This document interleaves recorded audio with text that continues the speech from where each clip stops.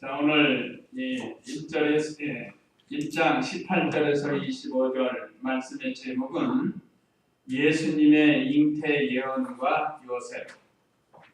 예수님이 잉태하시는 내용을 예언하고 또 그것을 한 요셉이 어떤 믿음을 가졌는가 해서 은혜를 받도록 하겠습니다. 오늘 오후 예배 말씀 요약 참조하시면 예수님 탄생의 세 가지 진리, 예수님이 탄생하는 데 있어서 세 가지 진리가 들어있다는 겁니다. 18절. 그 다음에 둘째, 요셉의 의로운 마음 세 가지. 요셉의 의로운 마음이 세 가지가 있는데 19절로 20절 상반절. 그 다음에 세 번째, 하나님이 천사를 보내 알려줌 20절로 23절. 네 번째, 요셉의 믿음과 순종 24절로 25절. 그러면 이제 18절 읽어보시기 바랍니다.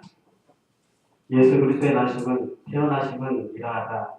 그분의 어머니 마리아가 요셉과 정혼하였으나 그들이 아직 동거하기 전에 성령으로 잉태한 것이 드러났다. 21절 읽어보세요. 그 여자가 아들을 낳을 것이니 그분의 이름을 예수라고 하여라. 이는 그분께서 자기 백성을 그들의 죄에서 구원하신 것이기 때문이다. 예, 여기 보면 예수님의 탄생에 있어서 세 가지 진리 아주 중요한 겁니다.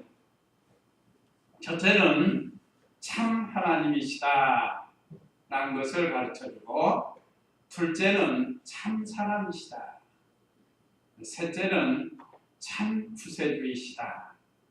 이런 귀한 진리가 예수님 탄생에 있어서 기록되었습니다. 그러면 예수님이 왜 참 하나님이신가? 오늘 여기 18절에 예수 그리스도의 나심은 이러하다. 그분의 어머니 마리아가 요셉과 정혼하였으나 그들이 아직 동거하기 전에 성령으로 잉태한 것이 나타났다 그랬습니다. 성령으로 잉태했다. 보통 사람이 아이를 낳으려면 반드시 남편을 통해서 아이를 낳게 되어 있는데, 우리 예수님은 성령의 능력으로 잉태가 되었다는 겁니다. 동서고금을 막론하고 동양이나 서양이나 옛날이나 지금이나 할 것 없이 어느 시대나 사람이 태어남에 있어서는 부정모혈로 태어나게 됩니다. 결혼을 해서 아이를 낳게 되었다는 겁니다. 그런데 우리 예수님은 하나님이시고 하나님 아들이십니다. 성자로 계셨던 하나님의 아들이 육신의 몸을 입고 이 땅에 오시기 때문에 성령으로 잉태해야만이 되는 거예요. 그러면 왜 성령으로 잉태되어야 되는가? 일반 부정모혈로 태어나면 죄를 가지고 태어납니다. 죄를. 그렇기 때문에 우리 예수님은 죄 없는 사람으로 오셔야 하기 때문에 성령께서 능력으로 잉태하게 했다 이 말이에요. 그래서 우리 사람은 죄를 짓지 않아도 유전죄가 있어요. 유전죄. 죄가 유전이 된다. 부모로부터 죄가 유전이 된다. 그런데 우리 예수님은 성령으로 잉태되었기 때문에 죄가 유전이 되지 않고 사람으로 오실 수 있다는 겁니다. 그 다음에 두 번째는 참 사람이 참 사람.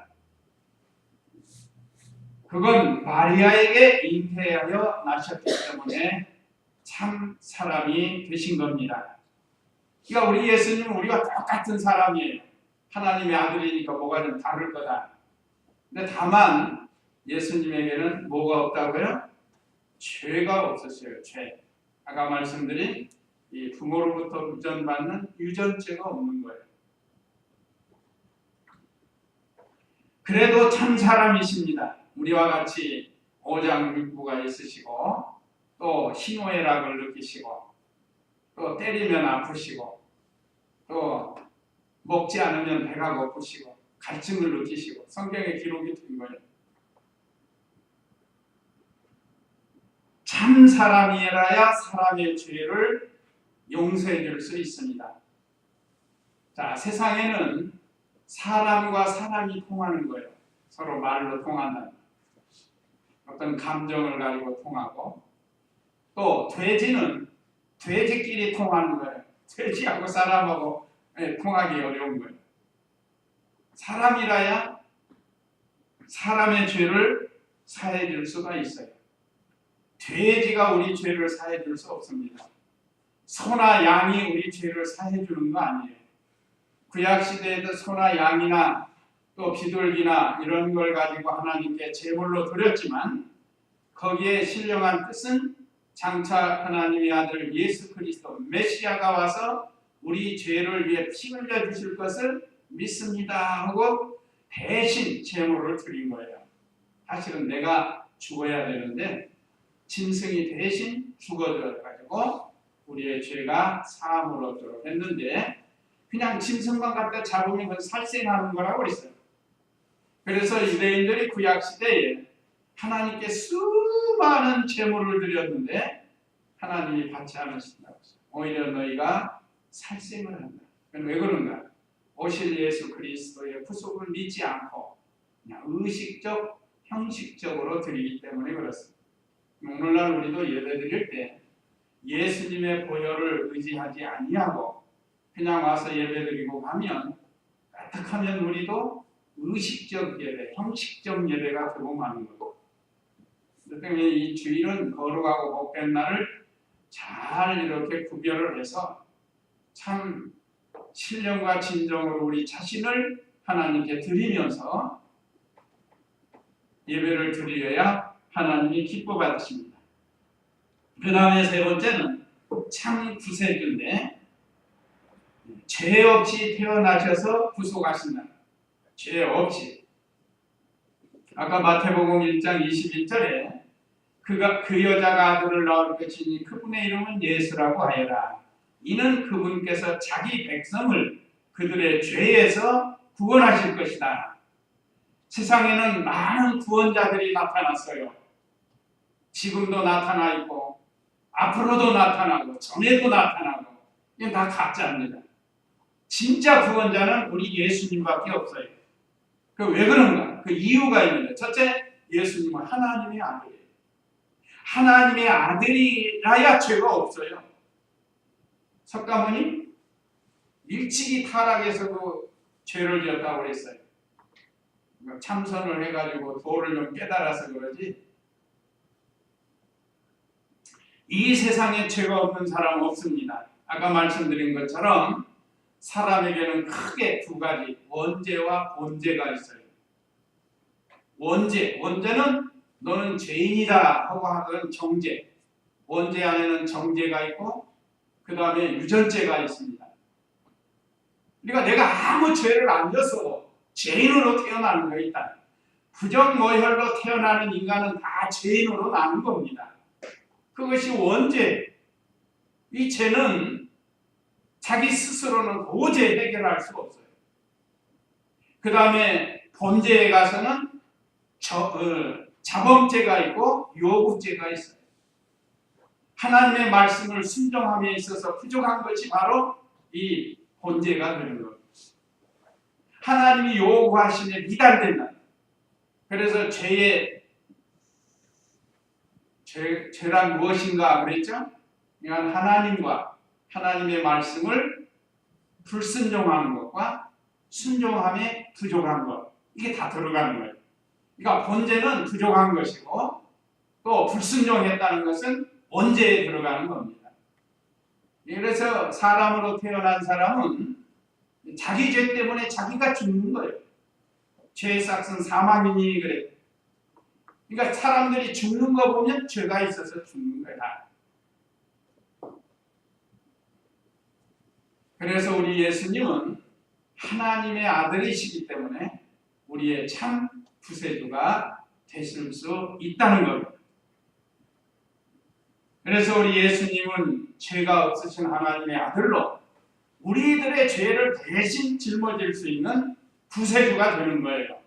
아까 말씀드린 것처럼 세상에 그 어떤 사람이 우리의 죄를 대속하겠어요. 요즘 뭐 신천지 이만희씨나 이런 사람들이 무슨 구세주 하나님처럼 이렇게 하고, 하나님의 교회도 안상홍씨 죽었어요. 하나님이라고 믿었던 사람이 죽었습니다.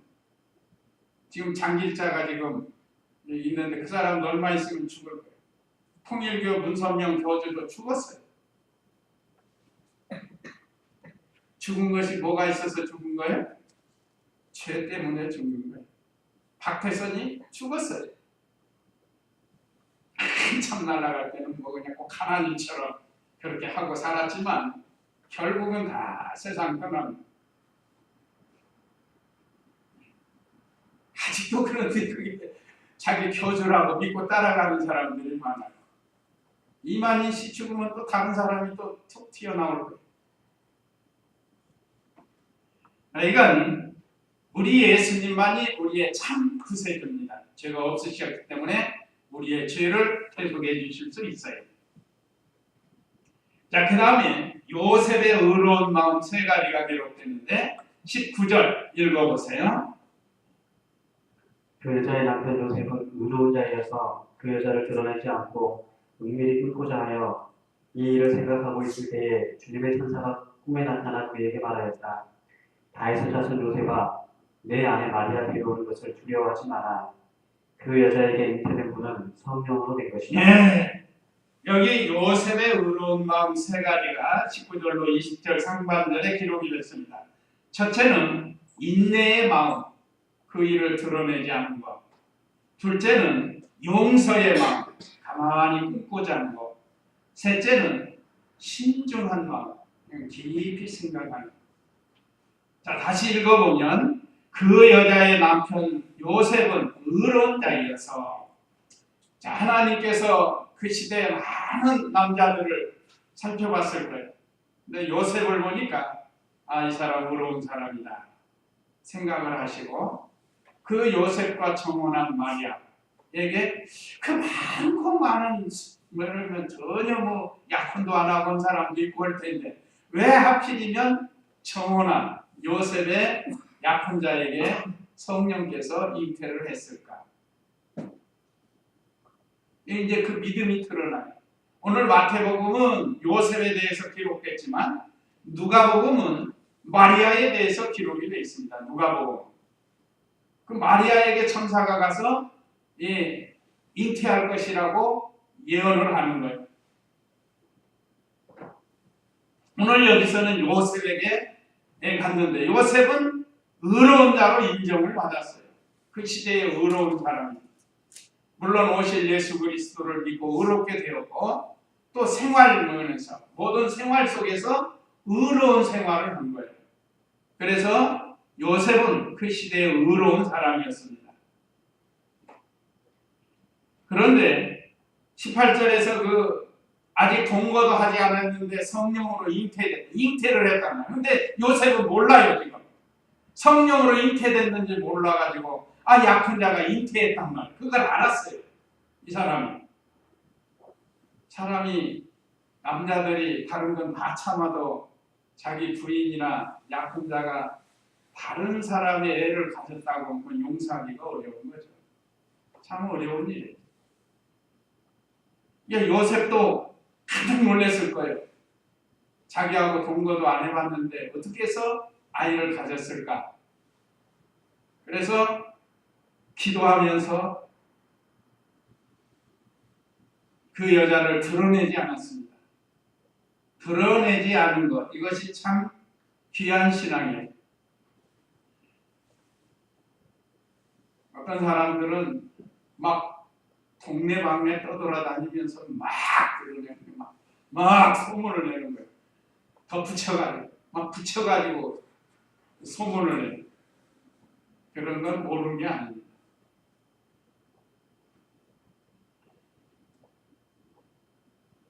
참 요셉이 왜 의로운 사람인가를 여기서 이제 가르쳐 줍니다. 신앙생활하는 것 중에 잘 참는 것이 아주 중요해요. 우리 김현봉 목사님이 그랬다고 하면 우리 신학교 다닐 때도 배우고 우리 이병규 목사님 가르칠 때도 김현봉 목사님이 그 어떤 학생이 가가지고 신앙생활에 제일 중요한 것이 무엇입니까? 하고 물었대요. 그랬더니 잘 참는 것이네. 아, 그러십니까? 그럼 두 번째는 무엇입니까? 그랬더니 그 역시 잘 참는 거네. 그럼 세 번째는 뭡니까? 세 번째도 잘 참는 거네. 우리가 우리 신앙생활에서 잘 참는 게 아주 중요합니다. 물론 직장 생활도 그렇고 학교 생활도 그렇고 우리가 어떤 일을 할 때 잘 참는 게 중요해요. 우리나라 사람들 홧김에 뭐 한다는 말 있잖아요. 사람이 화가 나면 물불을 가리지 않는다.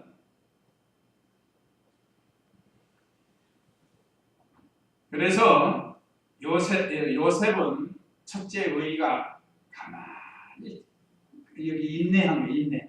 그 일을 드러내지 않았다는 거죠. 그래서 우리가 참 하나님 나라와 교회에 어떤 손해를 준다고 하면 그냥 드러내지 않도록 잘못된 길을 걸어가면 만나서 잘 권면해주는 그렇게 하는 겁니다. 이것이 요셉의 의로운 마음 첫 번째고, 두 번째는 그 일을 은밀히 끊고자 했습니다. 끊고자 했다는 가만히 끊고자 했어요. 구역에 여기는 은밀이라고 했는데 구역에는 그 일을 가만히 끊고자 하는. 자, 이거는 용서하는 마음입니다. 용서하는 마음. 용서라는 단어를 들으면 우리 고성남 목사님이 생각나요.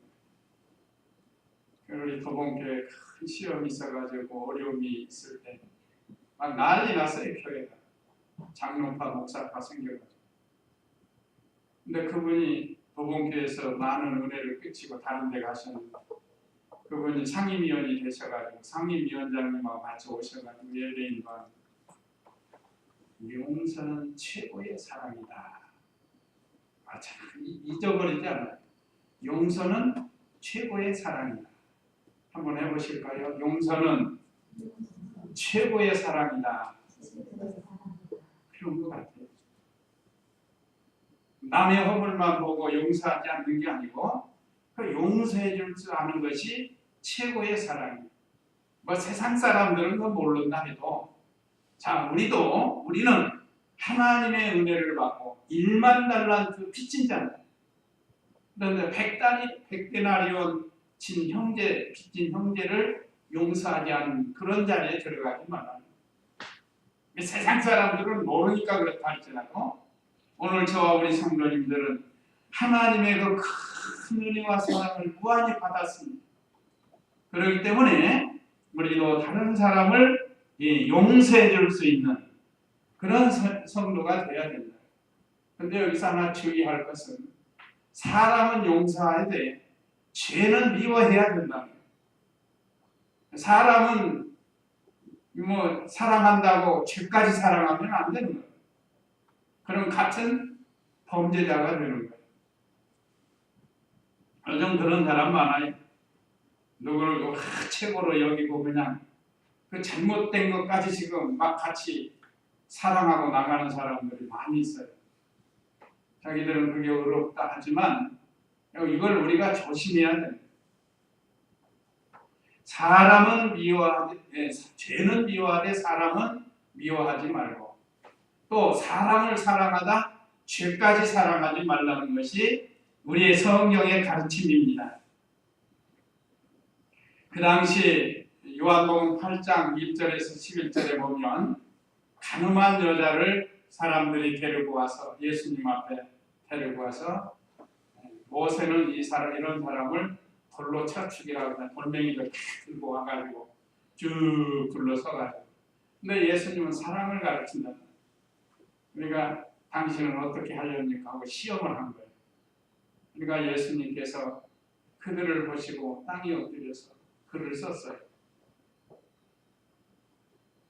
그 다음에 또 엎드려서 글을 씁니다. 그 글을 쓰면서 어떤 분은 그래요. 화가 내가지고 와가지고 예수님이 땅에 글을 이렇게 했으니까 사람들이 궁금해가지고 그 쳐다보면서 분이 사그러지더라고요. 이것도 하나의 어떤 지혜로운 방법이라고도 할 수 있습니다. 서로 화나 가지고 있을 때 막 같이 화나면 맞짱을 뜨게 되잖아요. 그러면 막 말로부터 시작해서 나중에는 주먹이 나오고. 그러니까 그거 하지 말고 예수님은 땅에다 글을 쓰셨습니다. 그러면서 우리 강에서 이병규 목사님 강에서 보면 첫 번째는 뭐라고 썼을까?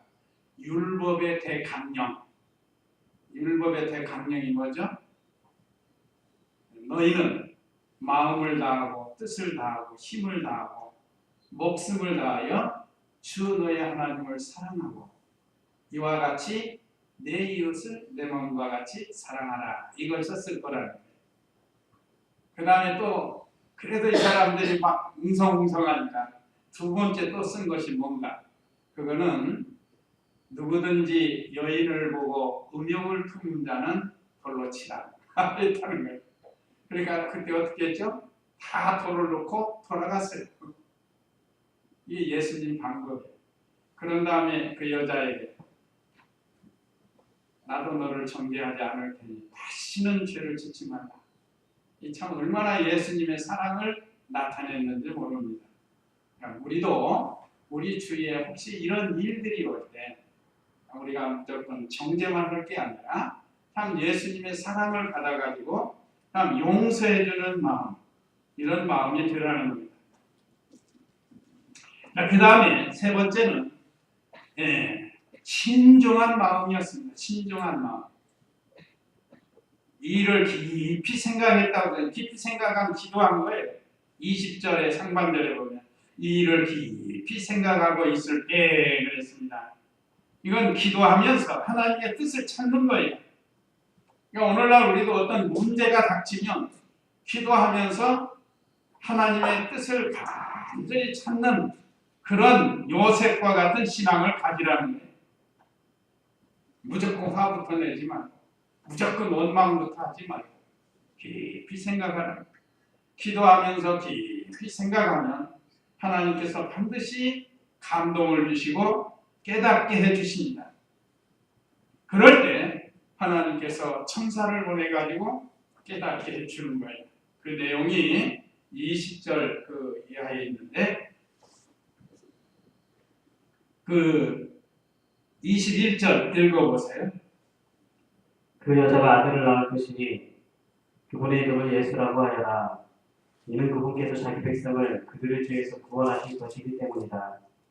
이 모든 일이 일어난 것은 주께서 선지자를 통하여 하신 말씀을 성취하시려는 것이니 말씀하시기를 보아라 처녀가 잉태하여 아들을 낳을 것이며 그의 이름을 임마누엘이라 부를 것이다 하셨으니 이 이름은 번역하면 하나님께서 우리와 함께 계신다라는 뜻이다. 예, 여기 이 20절로 23절에 하나님께서 천사를 보내서 알려줬습니다.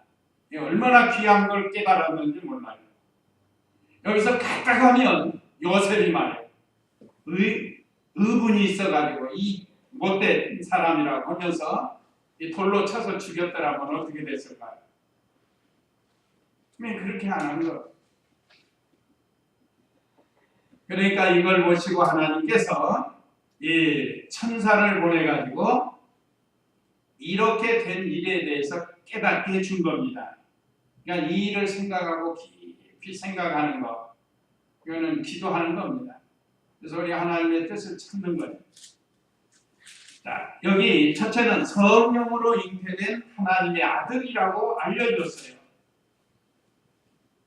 주님의 천사가 꿈에 나타나 그에게 말하였다. 20절이죠. 다윗의 자손 요셉아, 내 아내 마리아 데려오는 것을 두려워하지 마라. 그 여자에게 잉태된 너는 성령으로 된 것이다. 사람이 생각지 못한 것, 하나님이 행하시는 것. 하나님이 하시는 일을 우리 사람이 다 헤아릴 수 없습니다. 그런데 요셉이 이렇게 의로운 마음으로 나가니까 하나님께서 천사를 보내서 이 사건을 바로 알게 해주셨습니다. 그러면서 내 안에 데려오는 걸 무서워하지 말라. 사실은 무서울 만하죠.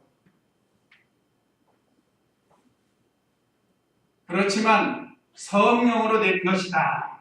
이건 인류 역사상 단 한 번 있는 사건이에요.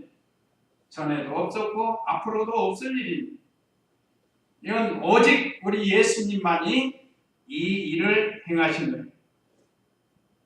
그러면서 21절에 그 여자가 아들을 낳을 것이니 그분의 이름을 예수라고 하여라.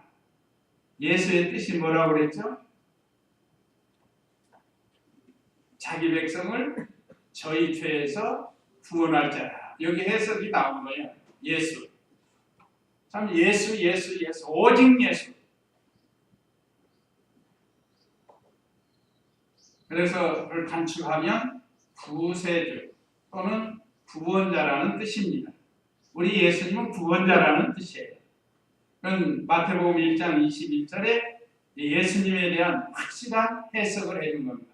그래서 구약 시대에도 여호수아, 예수와 호세아 다 같이 구원자라는 그런 뜻입니다. 그런데 예수님께 이 이름이 불리워지고 난 다음에 점점 예수라는 이름을 사용하지 않은 거예요. 그래서 예수님에게만 사용이 되도록 이렇게 했습니다. 어쨌든 이 예수님에 대한 것을 알게 됐다. 마리아가 잉태한 아이가 많은 백성, 자기 백성들을 그 죄에서 구원할 구세주, 구원자라는 것을 알게 되었어요. 이게 요셉의 의로운 마음 세 가지 때문에 그런 겁니다. 그러니까 우리도 이 땅에서 이런 마음을 가지면 하나님이 보고 계시다가 이렇게 천사를 보내든지 어떤 일을 통해서 알게 해주시고 깨닫게 해주십니다. 그 다음에 22절로 23절에는 이 일은 예언대로 되었다는 거예요. 예언대로. 그걸 알려준 겁니다. 22절에 이 모든 일이 일어난 것은 주께서 선지자를 통하여 하신 말씀을 성취하려는 것이니 오전에 배운 거예요. 오전에 우리가 다 배웠죠? 인류의 조상 아담에게 여자의 후손으로 예수님 낳으실 거, 아브라함에게 아브라함 후손으로 모든 민족의 복을 받을 수 있는 그리스도가 나실 거, 메시아 나실 거 다 예언해 준 거예요. 그러니까 이 일은 이와 같이 선지자를 통하여 하신 말씀대로 이루어지게 하려고 이 일이 이루어졌다는 거예요. 그래서 언제나 하나님께서는 창세전에 이 모든 일을 예정하시고 또 선지자들을 통해서 예언하게 하시고 그 예언대로 이루셔요. 그래서 하나님 이름이 뭐죠? 하나님 성함. 하나님 성함이 뭐예요? 야훼라고 그러죠. 여호와. 여호와라는 제 말이 아니고 성경에 있어요. 모세가 누가 나를 보냈다고 합니까? 내 이름은 여호와. 여호와가 보냈다고 하리라. 여호와의 뜻이 뭐라고 그랬죠? 약속하시고 약속대로 이루시는 분이라. 그래서 우리 하나님은 이 모든 일을 이 세상 만들기 전에 다 계획하시고 계획대로 이루어 가십니다. 때때로는 선지자들을 세워서 예언하게 하시고. 그러니까 오늘 오전에 배운 게 아주 귀한 거 아니에요? 예수님에 대해서 그렇게 점진적으로 더 많은 선지자들이 예언했지만 대표적으로 오늘 이렇게 네 가지로 말씀을 증거하게 된 겁니다. 네, 오늘날도 우리 모두도 하나님의 예정하신 뜻에 있습니다. 지금 우리에게 이루어지는 모든 일들도 하나님의 예정하신 뜻이 있어요. 여기서 우리는 악을 행하지 말고 선을 찾아서 행해요. 누구처럼요? 요셉처럼 의로운 사람, 의로운 길을 가라는 거예요. 악한 길 가지 말고. 그거 가르쳐 주려고 이 말씀을 기록했습니다. 모든 건 예언대로 이루어지고 있고 하나님의 계획대로 이루어지고 있습니다. 그래서 23절에 보아라, 처녀가 잉태하여 아들을 낳을 것이며 그의 이름을 임마누엘이라 부를 것이다. 이건 구약 누가 예언했다고 그랬죠? 이사야 선지자 이사야 7장 14절에 임마누엘이라 부를 것이다 했는데 그 해석은 오늘 마태복음에서 한 거예요. 이 이름은 번역하면 하나님께서 우리와 함께 계신다라는 뜻이다. 요셉이 얼마나 귀한 걸 깨달았겠어요. 이제는 마리아 데려오는 게 두려울까요? 안 두려울까요? 두려운 마음이 싹 없어지는 거예요. 전에는 막 두렵고 걱정되고 참 또 원망도 생기고 할 뻔 알았는데 참 이렇게 의로운 마음을 가지니까 하나님께서 잘 깨닫게 해줬습니다. 오늘 저와 우리 성도님들도 세상에 무슨 일이 있든지 믿음 생활하다가 무슨 일이 있을 때 이런 마음이 되어야 되는 거예요. 요셉과 같은 마음, 잘 참는 마음, 용서하는 마음, 또 신중한 마음. 마지막 24절로 25절은 요셉의 믿음과 순종. 자, 이렇게 이제 하나님이 알게 해주셨으니까 그 다음에 해야 할 일이 이제 순종이에요. 아이고 하나님 말씀은 그렇지만 내가 어떻게 임신한 여자를 데려오니 이러면은 안 돼요. 이거는 안 되고 그냥 순종하는 거죠. 24절 읽어보세요. 요셉이 잠에서 깨어나 주님의 천사가 그에게 명령한 대로 행하여 그의 아내를 데려왔으나 아들을 낳을 때까지 그 여자와 동침하지 않았고 아들을 낳자 그분의 이름을 예수라고 하였다. 예. 첫째는 명령대로 아내 마리아를 데리고 왔습니다. 이건 순종이에요. 순종. 하나님 명령 그대로 믿고 순종을 한 거예요. 이게 사실 쉽지는 않은 일이죠. 가족들을 본다든지 주변 동네 사람들을 본다든지 아유 뜬금없이 배우러 온 여자를 데리고 오면 그 얼마나 낭패겠어요. 그러나 희생하는 거예요. 하나님의 말씀을 믿고 하나님 말씀을 순종하는 겁니다. 체면도 또 뭐 부끄러움도 다 주께 맡기고 순종해서 그 아내를 데려왔어요. 그 다음에 25절에서는 아들을 낳을 때까지 그 여자와 동침하지 않았고 이건 경건생활이에요. 경건생활. 요셉이 왜 의로운 사람인가를 가르쳐줍니다. 그냥 경건하게 생활했어요. 자, 얼마나 잘 보살폈을까요? 이 하나님의 아들 이 잉태돼 가지고 지금 자기에게 왔는데 그냥 자기를 잘 지키면서 절제 생활을 한 겁니다. 오늘 저와 우리 성도님들도 이 요셉이 이런 믿음과 순종을 우리가 배워야 되겠습니다. 그 다음에 세 번째는 아들을 낳아 이름을 예수라고 함. 이것도 역시 순종이에요. 족보로 하면은 이렇게 지을 수가 없겠죠. 족보대로 하면. 요한도 마찬가지죠. 요한도 족보대로 하면 요한이라 할 수가 없다고 그랬죠. 그런데 하나님 말씀을 순종해서 요한이라고 했고 여기 요셉도 예수라고 했습니다. 이게 또 순종이 하나님 말씀대로. 이게 사람의 제도나 풍속이 먼저가 아니고 하나님의 말씀이 먼저인 것을 요셉을 통해서 우리에게 가르쳐 주셨습니다. 그러니까 우리의 신앙생활도 참 어떤 문제가 올 때 사람이 먼저가 아니고 하나님 말씀이 먼저고 하나님이 먼저. 하나님 중심으로 우리가 믿음 생활을 해야 된다. 그러면 어떻게 되는가? 요셉과 같은 은혜와 복을 받는 거예요. 자, 오늘 이번 성탄절에도 얼마나 많은 교회에서 얼마나 많은 사람이 요셉을 통하여 은혜를 받겠어요. 참 영광스러운 신앙의 선진 아니겠어요? 우리가 성경에는 기록 안 돼도 하나님의 생명책에 지금 기록되어 있는 줄 알고 우리가 날마다 우리 연예인 심사가 이 요셉과 같은 이런 좋은 신앙을 가지도록 해야 되겠습니다. 그래서 이번 성탄절에 우리 예수님이 이렇게 오셨구나. 요셉을 통해서 이렇게 우리 예수님이 탄생하셨구나. 그걸 알 수가 있습니다.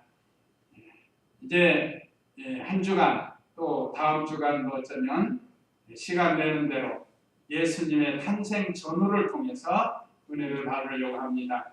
새벽 수요일 예배마다 이 말씀을 증거하도록 하겠습니다. 이제 이 말씀 기억하시고 우리 다 같이 잠시 기도하시겠습니다.